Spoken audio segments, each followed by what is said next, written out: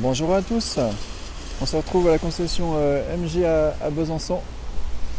On vient essayer un modèle qu'on attendait depuis quelques temps à l'essai, après avoir essayé ici même le Marvel R qu'on voit ici et les ZS. C'est le nouveau break électrique MG5. Là vous pouvez voir une configuration en luxury, peinture blanche. Et celui qu'on va rouler ici en noir. Donc on va aller faire notre test routier sur le trajet habituel. On pourra faire le test consommation par rapport à d'autres véhicules, notamment aux ZS. Et ensuite je vous ferai une présentation de la voiture à la station Fastned. Comme ça on sera à l'abri. Et puis après on fera le test autoroutier. Je vous ferai d'autres vidéos sûrement sur un test de recharge. Et puis sur autoroute aussi pour voir l'autonomie avec cette batterie dite grande autonomie. Donc à tout de suite. Voilà, on se retrouve dans la voiture. On s'est installé. On va mettre les tripes à 0. On voit que la voiture elle a 368 km d'autonomie à 97%. Elle est donnée à 400, gros autonomie, mais en luxury à 380 WLTP. Vous avez un peu de reflet, on a laissé le petit plastique de protection. On voit que la voiture elle a seulement 24 km. Et puis on va mettre les tripes à 0 pour faire notre trip sur route. Notre trip ensuite sur l'autoroute et la moyenne. Donc on est parti. Alors on remarque aussi que en mettant le clignotant, on active la caméra à gauche, donc caméra d'angle mort, comme chez Tesla maintenant, donc ça c'est vraiment pratique. Voilà, on est parti depuis 40 km, je me suis arrêté pour mettre la caméra, il n'y a pas de taux ouvrant donc c'est plus compliqué. Elle sera un peu moins bien installée que d'habitude. Donc on est parti, comme ça je vous partage un petit peu mon expérience en roulage. Je vais pas vous spoiler la conso, mais c'est bon, voire très bon. On a les bonnes conditions, il fait 20 degrés. Donc, par contre, on n'a pas une grosse moyenne parce qu'il y a du trafic. C'est la sortie du travail. En tout cas, hyper dynamique. Vraiment, hyper agile, elle a beaucoup de puissance. Pourtant, c'est le modèle avec le grosse batterie, c'est un peu moins puissant. Il fait 115 kW. Franchement, hyper agréable. On a beaucoup de réactivité. Ensuite, quand je l'ai pris, ce qui m'a vraiment surpris là, c'est le rayon de braquage. Il est vraiment excellent. Ça braque dans un mouchoir de poche. Alors, c'est sûr qu'en sortant le Tesla Model 3, on trouvera forcément mieux. Mais là, vraiment excellent. Ensuite, pour la position de conduite, on a des sièges à réglage électrique. Donc on trouve facilement sa position. Le volant il est réglable en hauteur et en profondeur manuellement. Alors moi je suis grand, donc j'ai un petit peu les cuisses. L'assise est peut-être pas assez profonde. Ça c'est aussi parce que je suis grand. Voilà. Siège chauffant, j'ai essayé, ça fonctionne bien. Donc c'est que sur l'assise. La régène, on a beaucoup de régène. Donc il y a 3 niveaux de Kers, comme sur le ZS. Franchement, ils sont très bien calibrés aussi. J'ai pu essayer aussi le régulateur adaptatif sur la route. Il est très très doux. Donc vraiment très bien. Là, on voit qu'on a l'avertissement de anti-collision à l'avant. Et vous voyez, c'est pas trop intrusif au niveau sonore, c'est pas trop fort. Et c'est pareil pour l'alerte franchissement de ligne. Il nous ramène tranquillement sans sonner trop fort. Le régulateur adaptatif, il va très bien. Donc là, je pense que vous voyez pas trop les écrans. Je vous filmerai les écrans tout à l'heure, de plus près. Je pense qu'on sera un peu contre-jour. Donc ouais, on a consommé 12% pour 45 km. Donc on est dans la WLTP. Ça nous fait presque 400 km d'autonomie. Pour rappel, on a une batterie de 61 kWh. Donc franchement, ouais, c'est une voiture déjà qui me plaît beaucoup. Elle me plaît vraiment beaucoup. Donc il y a déjà des points négatifs, je vous le dirai plus tard. Mais c'est un super package, c'est une voiture Vraiment j'adore. Alors moi j'aime beaucoup le ZS, et comme je suis plus berline, je me doutais que j'allais avoir un fait pour cette voiture. Le châssis, oui, ça bouge pas, ça bronche pas de perte de motricité. Franchement le réglage du châssis il est juste bien. Juste bien. C'est confortable, franchement c'est très confortable. Les dossiers des sièges aussi, je crois qu'ils ont travaillé un petit peu. C'est vraiment typé, c'est un confort moderne, hein, typé germanique, mais plus confortable. Donc vraiment la balance elle est vraiment bien. La balance du confort, hein, par rapport au dynamisme. Donc vraiment ce qui m'a surpris, c'est la puissance, la disponibilité du moteur. Après j'ai une bonne visibilité, en même temps qui est trop large dans le Tesla Model 3, là il est super fin. Après la concurrence, je vous en parlerai, hein, ça sera plutôt peut-être l'ID3, la Zoé, l'ancien Kia Niro.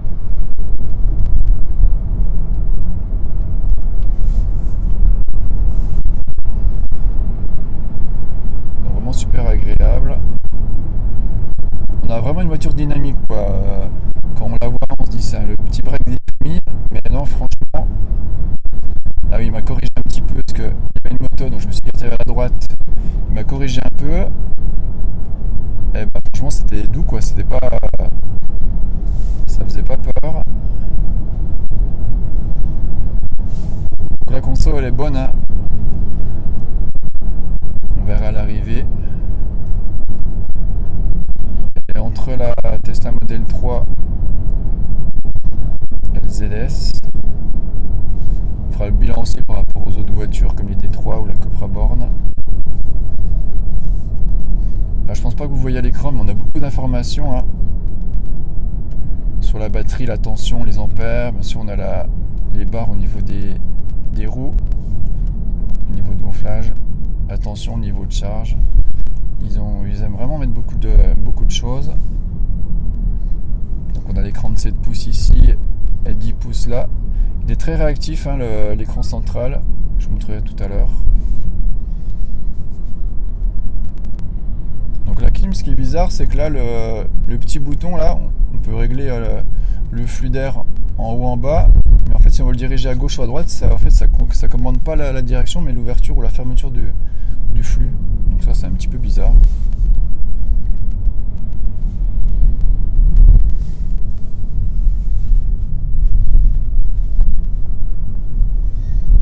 Elle est plutôt très silencieuse aussi. Le petit volant j'adore. Il n'est pas très épais mais j'aime bien. Les commandes elles sont faciles à appréhender.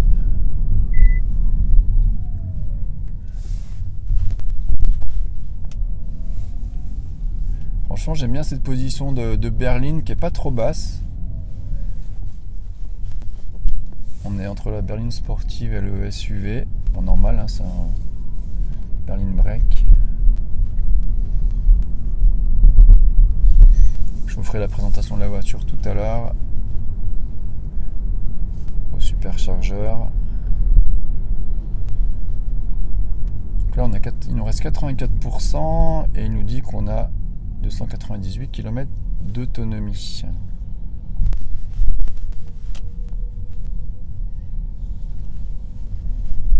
Je vais couper, je vous dis à tout à l'heure. Voilà, on vient d'arriver à l'entrée d'autoroute A39. On a fini notre périple routier avec cette MG5, le break. Donc on va aller voir ce que ça donne au niveau consommation. En tout cas, c'était un régal à conduire. Pédale de frein très bien calibrée.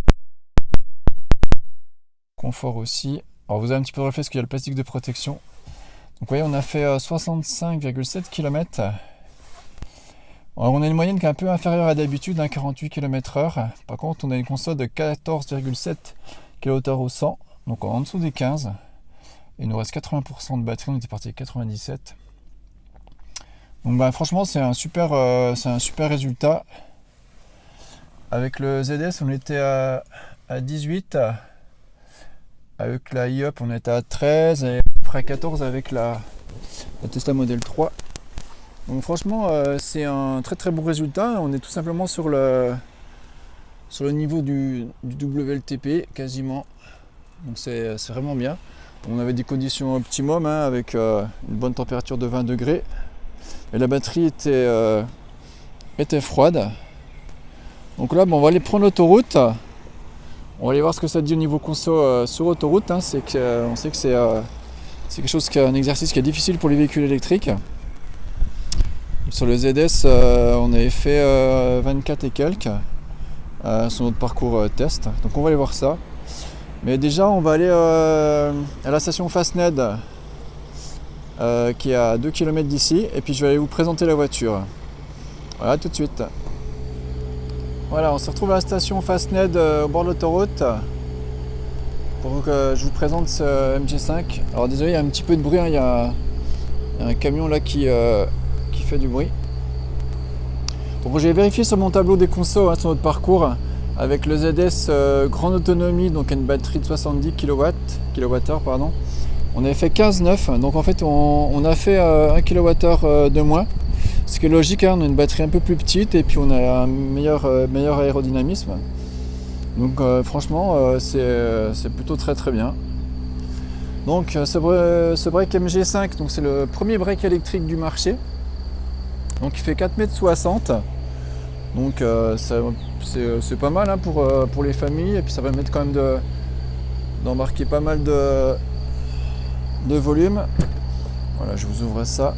Et puis on peut quand même se stationner dans les parkings. Donc le coffre il est manuel. Donc on a une protection ici. Voilà. Donc le coffre il est comme ça. Donc on voit qu'on peut rabattre en 60-40 les sièges. Alors par contre ça fait pas du tout plancher plat, je pourrais vous montrer tout à l'heure. Là ça on peut le remonter un petit peu plus haut. Là c'est pour vous montrer le volume. Donc il fait 470 litres, 469 exactement. Et puis on a près de 1400 litres en rabattant. Ça c'est la boîte avec le câble T2. L'avantage aussi c'est qu'on peut tracter avec cette voiture. On peut tracter les remorques de 1500 kg. Et il a des barres de toit, donc on peut charger aussi 75 kg. Donc au niveau du design, moi j'aime bien l'arrière comme ça. C'est plutôt sympa. Le flanc je le trouve un petit peu simple. C'est pas très travaillé, je pense qu'ils ont essayé de faire pour que ce soit pas trop large. Mais voilà, de le côté c'est un petit peu ce que j'aime le moins. D'ailleurs j'aime pas trop ces jantes, ça c'est les jantes en 17 pouces. Après elles sont polychromes, hein, elles sont pas mal. En plus on voit qu'on est équipé en Michelin, donc c'est bien. Et sur la version confort, on a du 16 pouces que finalement je trouve plus joli. Donc il y a 4 couleurs, on a le noir, on a du blanc, vous avez vu tout à l'heure, on a gris et puis un rouge. Alors, comme c'est Tesla, il y a peu d'options. Hein. Les seules options possibles, sur la Luxury, on peut avoir un intérieur clair et puis la peinture métallisée qui doit être à 650 €.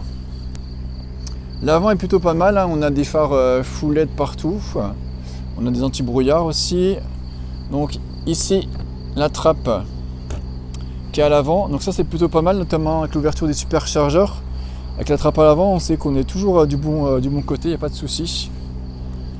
Donc la charge en T2, donc le chargeur interne en AC c'est un chargeur 11 kW, donc ça c'est vraiment bien, hein.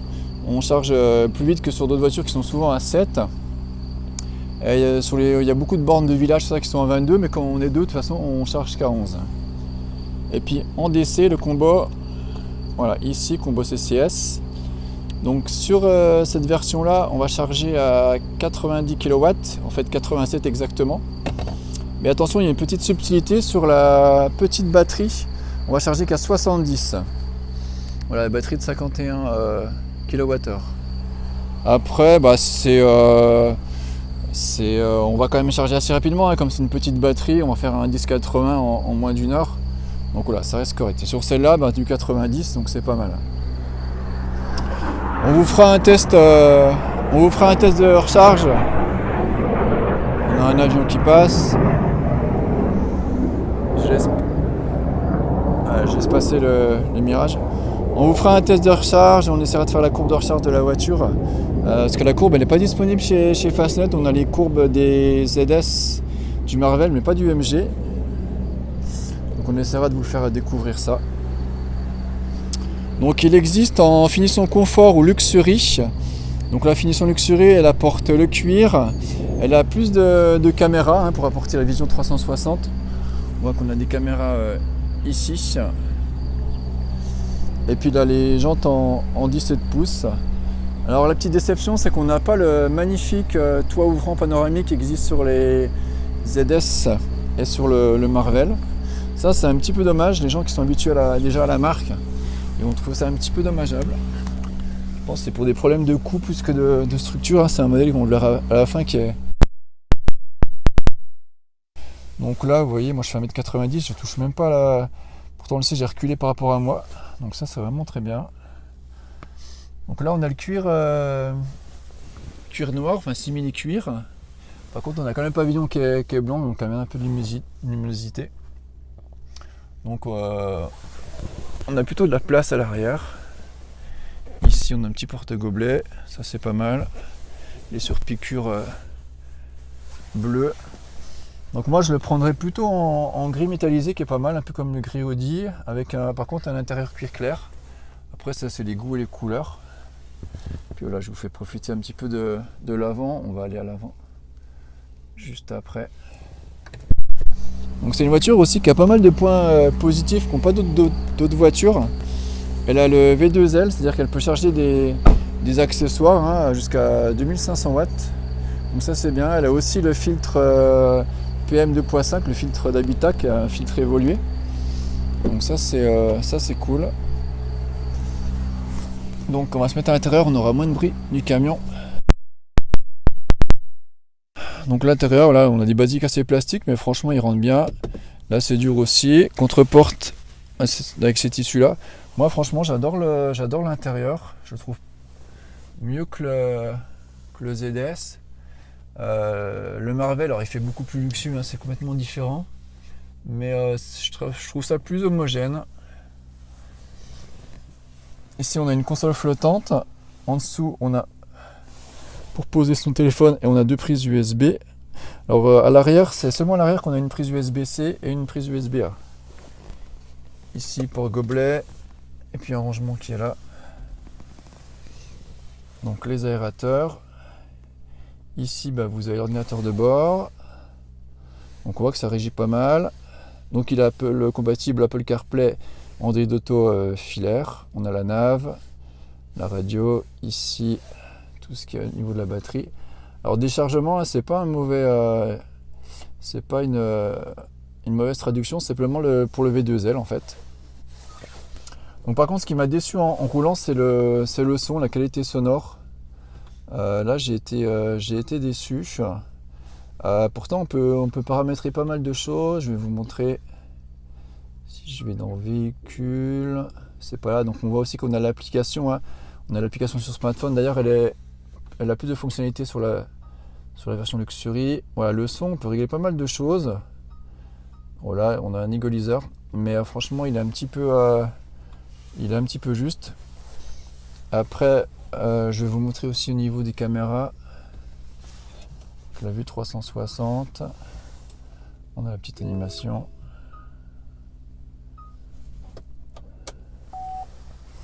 Voilà. Donc la qualité, c'est moyen, mais franchement, on a la vue bird, la vue du ciel. On a les capteurs ici. Donc franchement, il n'y a rien à dire. On peut choisir la caméra qu'on veut voir. Donc franchement, là-dessus, il n'y a rien à dire. Avec la vue 3D qu'on peut pas bouger. Donc franchement, c'est quand même pas mal foutu. La clim qui va bien. Hop, on va se mettre en position parking. Voilà. Donc là, on a un rétro automatique jour-nuit. Alors, il était plus bas. Donc je trouvais que ça mangeait un peu la visibilité, mais en fait, on peut le remonter. Donc ça, c'est vraiment bien. Donc le volant. Et puis, si on trouve les boutons en bas, c'est tout pour ce qui est régulateur adaptatif. Et puis les commandes plus classiques ici. Donc à l'avant, je vais zoomer.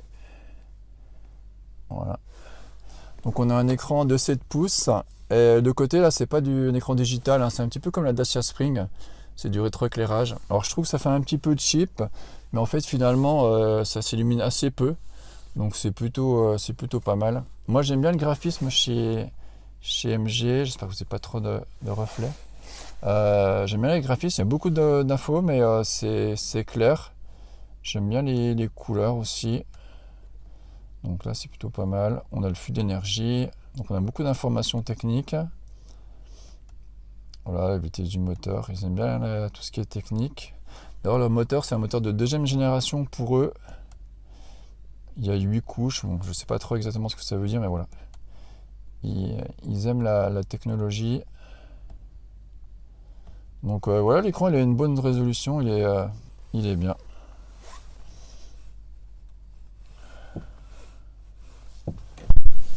Donc franchement, c'est une très bonne voiture. Le ZD, c'était déjà un bon choix. Donc en tarif, donc on est entre 26 et 32 000 avant remise. On voit aussi qu'il y a des tarifs, là on est sur la LOA ou LLD sans apport à partir de 300 € pour un Luxury, un grosse autonomie. Donc on a deux versions de finition et deux versions de batterie. Donc on a la version confort et la version luxe. Et puis en batterie, donc on a la batterie de 51 kWh qui est en technologie LFP. Donc ce qui est intéressant, c'est qu'on peut la charger tous les jours à 100%. Et là sur la grande autonomie, on a une batterie de 61 kWh qui est en NMC, donc nickel, manganèse, cobalt. Donc l'inconvénient qu'elle a, elle accepte un peu moins de cycle de vie. On va la recharger plutôt à 80%, sauf qu'on va voyager. Par contre, en hiver, elle sera un peu plus performante. Alors, je ne sais pas si on peut aller voir les informations justement de la batterie. On voyait la partie. Ah, c'est dans gestion d'énergie. Voilà. On voit qu'on a bien, je vais vous zoomer, le mode santé de la pile et le mode long voyage. Donc voilà, il préconise de la charger à 80% et seulement quand on a besoin de l'autonomie complète de la charger à 100%. Donc ça, c'est à cause de la technologie de la batterie NMC. Donc là, au niveau tarif, c'est hyper canon, hein. Sur le marché, il n'y a rien d'aussi compétitif. Donc on va être autour des 30 000 pour une version full grande batterie Luxury. Il y a une remise MG sur le tarif officiel. Vous pouvez contacter la concession notamment de Besançon qui vous accueillera avec plaisir. Et puis sur la version petite batterie, on va commencer à 26 000 et quelques. Donc franchement c'est hyper canon. On aura une autonomie de 320 km. Donc voilà, il faut que ça réponde aussi à vos besoins. Donc là, ce qu'on va aller faire, c'est qu'on va aller faire nos tests d'autonomie et de consommation sur autoroute. Et puis à l'arrivée, je vous ferai un petit bilan sur mon ressenti général et puis les points positifs et voir s'il y a des points négatifs au niveau technologie sur la voiture. Et puis on reviendra plus tard chez Fastned pour faire un test de recharge et puis peut-être un test d'autonomie complète avec la voiture. A tout de suite. Voilà, on a mis le trip 1 à 0 pour la conso autoroute. On va remettre la clim à 22 en automatique et puis on va faire nos 60 km sur autoroute à 130. Et puis je profite pour vous signaler aussi qu'elle est garantie 7 ans et 150 000 km. Donc ça c'est plutôt intéressant. Voilà, je vous fais quelques petites images. Je ne sais pas si vous pouvez mesurer un petit peu le niveau sonore. Il est plutôt bien contenu. Franchement, je m'attendais à un niveau sonore plus important. On a le bruit d'air, mais on roule à 130. Le régulateur adaptatif est très bien.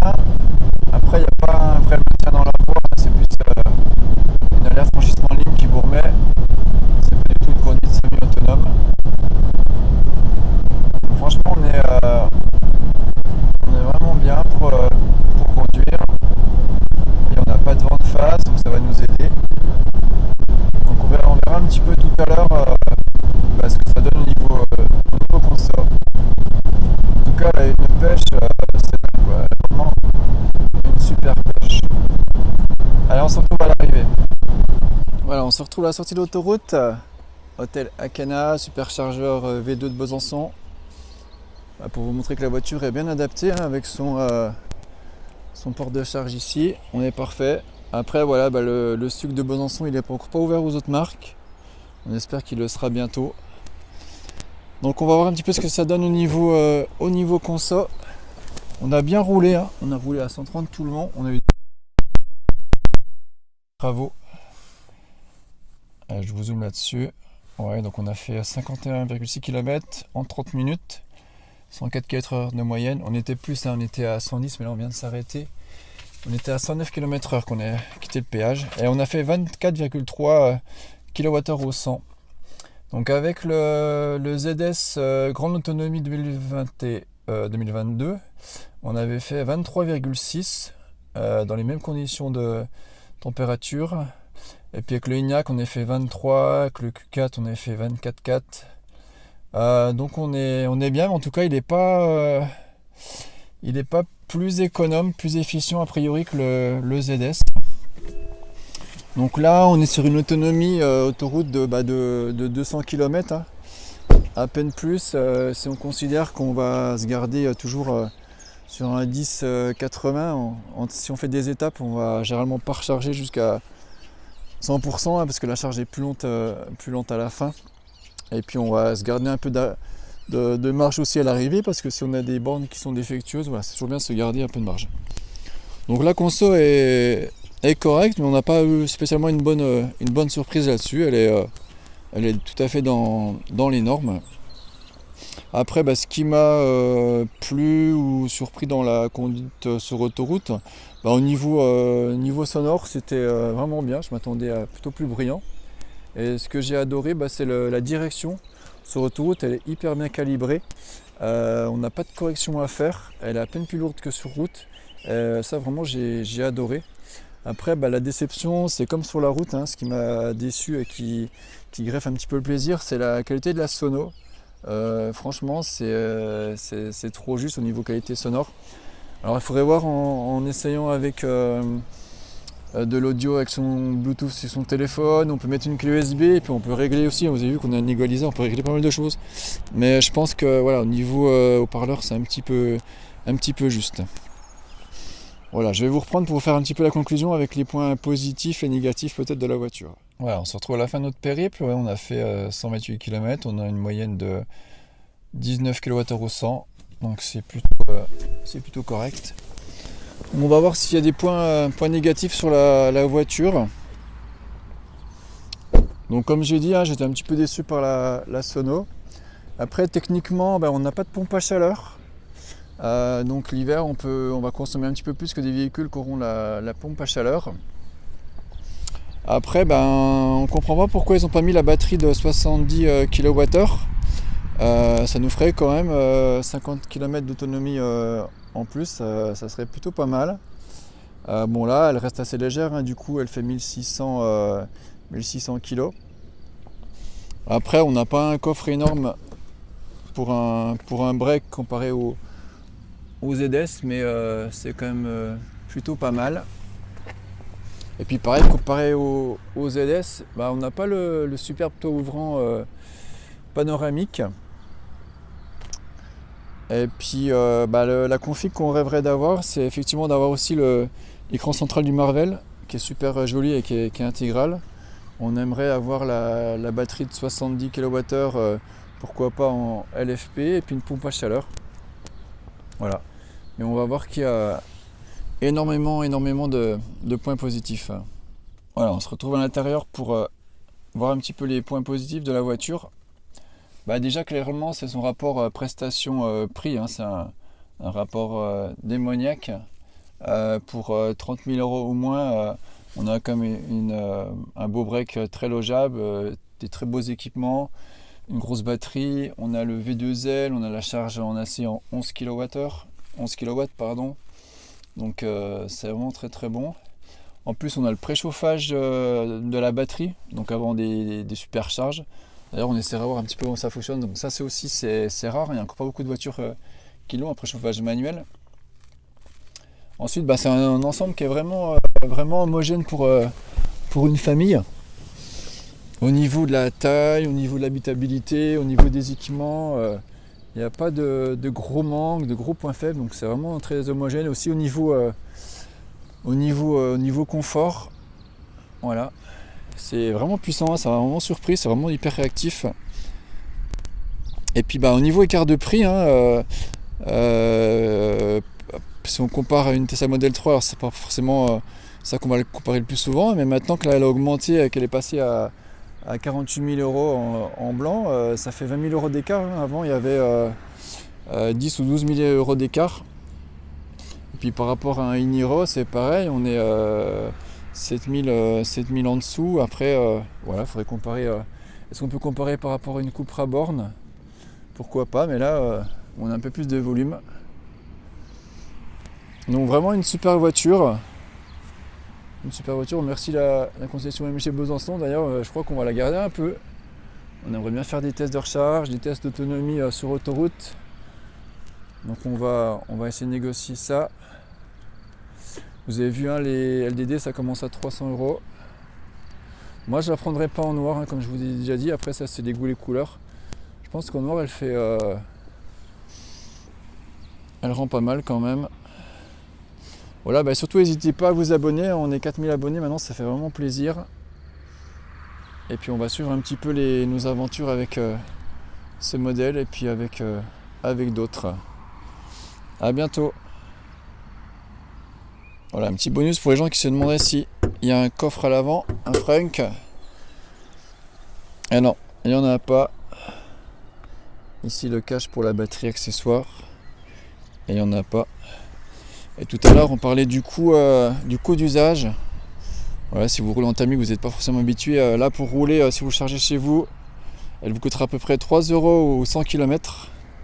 Donc, c'est vraiment génial en coût d'usage. Et puis, si vous chargez en superchargeur sur la route ou l'autoroute, vous serez à 7-8 euros avec un abonnement au kilomètre. Donc, c'est vraiment des coûts très très intéressants.